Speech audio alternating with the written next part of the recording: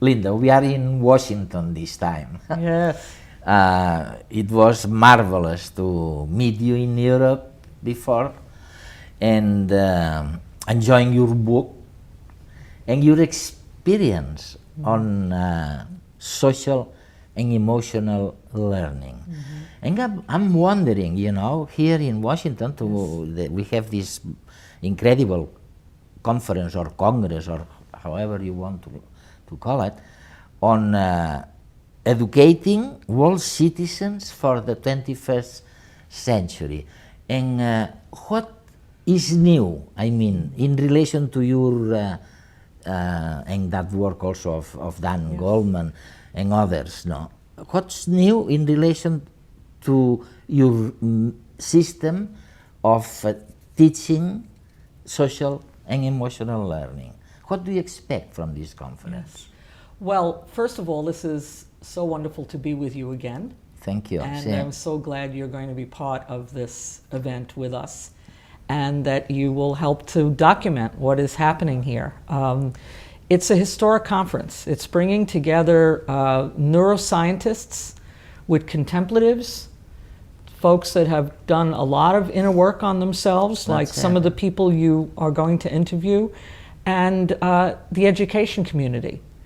And each of these groups of people have new information and new things that we're learning from each other. And we hope that this happens at this conference. So the question you ask, what's new in social and emotional learning, first of all, is that this newer work of contemplative practices, actually teaching teachers and young people how to train the mind and regulate their emotions, is not new to social and emotional learning, but training people to intentionally do that is new. Is new. And what's exciting about that is we feel, many of us that are beginning to do this work with children, we feel that it may speed up the ability for children to be more loving, to be more compassionate. Have we had the chance to evaluate the little which we have done of applying contemplative thought to the teaching children? Yes. Have we been able to evaluate what would be the results of this? Yeah, we're beginning to do that. So first of all, in the field of contemplative practices and their potential benefits, we've done most of the work to date with adults. But some of us have done small studies. So the work that we're doing in New York City, for example, post-September 11, 2001, where I was asked to help the schools in Ground Zero recover, was a huge task. And what I began to see they needed was a lot of this inner work first. And so that's how I began to be open to the idea that there might be something we needed to add to social and emotional learning that helped us. When you talk about inner work, yes, I mean, what do you mean? You mean looking at yourself, contemplating? Yeah, that's what. Not quite. You know, the components of emotional intelligence include self-awareness. That's it. It includes regulating our emotions and includes relating to others and making good decisions. So it includes all those things. What I'm talking about is helping people intentionally train their mind. It might be through something like meditation, or it might be through having what we call a peace corner in classrooms, where children are able to go to just be calm, to quiet their minds, to begin to focus their attention. And so we're learning that we can begin to train our mind to focus our attention differently, which in turn then regulates our emotions differently, which in turn, of course, has lots of potential effects on learning.